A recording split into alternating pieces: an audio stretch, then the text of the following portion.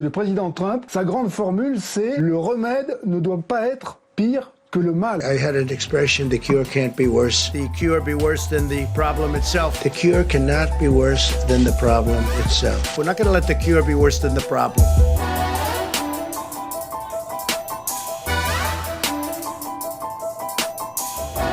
Dans votre éditorial dans le Figaro, vous écrivez « Confinement, le remède est-il pire que le mal ?» Dans Les Échos, il y a Éric Le Boucher qui, dans une tribune, lui, dit « Il faut sortir la France du confinement ». Pourquoi ? Parce qu'on a déjà essayé de mettre beaucoup d'argent sur la table pour sauver l'économie. Ça ne marche pas. Ce message que vous avez publié sur les réseaux sociaux, c'est dingue quand on y songe. Plonger le monde dans la plus grave récession depuis la Seconde Guerre mondiale pour une pandémie qui a tué pour l'instant moins de 100 000 personnes, sans parler de leur âge avancé, dans un monde de 7 milliards d'habitants. C'est une musique qui monte. On parle des morts sanitaires, mais pas assez des morts économiques. Vous pouvez comprendre au début, dans la panique, qu'il fallait prendre une telle mesure. Bien sûr qu'il faut faire du confinement. C'est la priorité absolue de sauver des vies, mais... Le président américain souhaite une levée rapide du confinement pour relancer l'activité économique du pays. Il faut que l'économie redémarre. It's not built to shut down. Et quand on entend le rapport de l'OMS, c'est qu'il va falloir rester confiné, il faut le dire franchement, juste pendant au moins 1 an et demi. If it were up to the doctors, they may say, let's keep it shut down. Let's shut down the entire world. You know, we can't do that. C'est juste totalement impossible. Alors si, on peut le faire,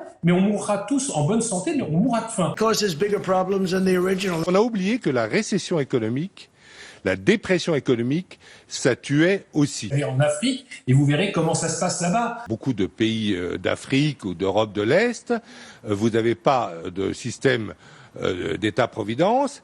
Et donc, vous devez payer pour vos soins vous-même. Et si vous avez perdu votre boulot, vous n'aurez plus de moyens financiers pour soigner les autres pathologies. Parce qu'il ne faut pas oublier qu'il y a beaucoup d'autres pathologies dans le monde, dont certaines beaucoup plus létales, vous voyez. But we lose thousands of people a year to the flu. We never turned the country off. La grippe de 1969 en France ou de 1958 ont tué 31 000 Français à une époque où on n'avait que 50 millions d'habitants et ça s'est passé dans une indifférence générale. Il y a eu ce qu'on a appelé une grippe de Hong Kong qui a fait 30 000 morts en 68-69. J'avais 13 ans à l'époque. Je m'en souviens absolument pas. People to the flu. But you're going to lose more people by putting a country into a massive recession or depression. You're going to lose people. You're going to have suicides by the thousands. Les gens qui perdent leur emploi, qui se suicident, etc. We have to get back to work now. Chacun va pouvoir repartir au travail. Vous êtes prêt à avoir 30, 40 000 morts parce que vous prenez la mesure, là, immédiate d'une relance de l'économie? Vous êtes prêt à assumer ça? Vous savez, quand on fait une guerre, dans la Seconde Guerre mondiale, personne ne se posait, ou la Première Guerre mondiale, personne ne se posait cette question-là. J'entends derrière, et il faut qu'on retrouve les profits, et il faut que nos affaires marchent, et puis j'entends ou pas, consciemment ou pas, et puis si ça tue 10 000 personnes de plus, comme c'est des vieux, etc., qui sont pas productifs, c'est pas très grave. Si c'est cette saloperie des pires aspects du capitalisme, je veux pas en entendre parler.